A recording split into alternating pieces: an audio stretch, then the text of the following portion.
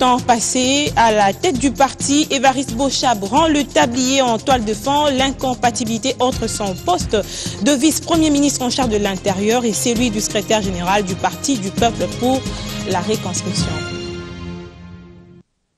Madame, Messieurs, bienvenue à tous. Bataille électorale. Les partis politiques se préparent à l'instar du Parti du Peuple pour la Reconstruction et le Développement qui a ouvert aujourd'hui son congrès extraordinaire, des assises qui donneront des nouvelles orientations pour les prochaines échéances électorales avec un nouveau secrétaire général, Évariste Bochab, ayant rendu le tablier après 7 ans passés à la tête du PPRD. La mobilisation était tout azimut. Il suffit de voir cette marée humaine pour s'en rendre compte. Dans la salle, c'est tout un rappel à l'ordre que le Parti du Peuple pour la Reconstruction et le Développement vient de décréter à travers ce congrès extraordinaire ouvert jeudi à Kinshasa. Les représentants de la base venus de 26 provinces de la RDC sont présents à Kinshasa pour assister à ces assises, la dernière pour Évariste Bochab comme secrétaire général du PPRD.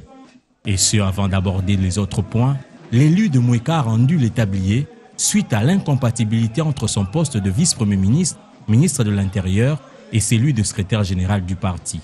Son bilan est jugé positif par ses camarades. Le bilan est globalement positif. Et que ce soit au Parlement, quand vous voyez, nous avons la majorité relative dans la Chambre basse pendant les 2 mandats. Je pense que le bilan, dès le début, c'est comme quand un enfant apprend à marcher. Il y a des moments de difficultés, mais l'essentiel est de se mettre debout. Nous avons encore des petites difficultés, mais je crois que nous avançons bien. Bochab est arrivé, vous savez qu'en 2006, il y a eu des élections où le PPRD avait donné plus ou moins, je crois, 50 députés. Et aujourd'hui, avec son mandat, on est arrivé avec la stratégie qu'on a mis en place à avoir la majorité avec 150 députés. Cette information n'occulte cependant pas l'objectif de ce congrès qui est celui de réactiver le parti. Ce mini-congrès, justement, va servir à savoir d'où l'on vient, où nous sommes, pour envisager les perspectives d'avenir. Les successeurs d'Évariste Bochab sera connu vendredi lors de la clôture de ce congrès extraordinaire.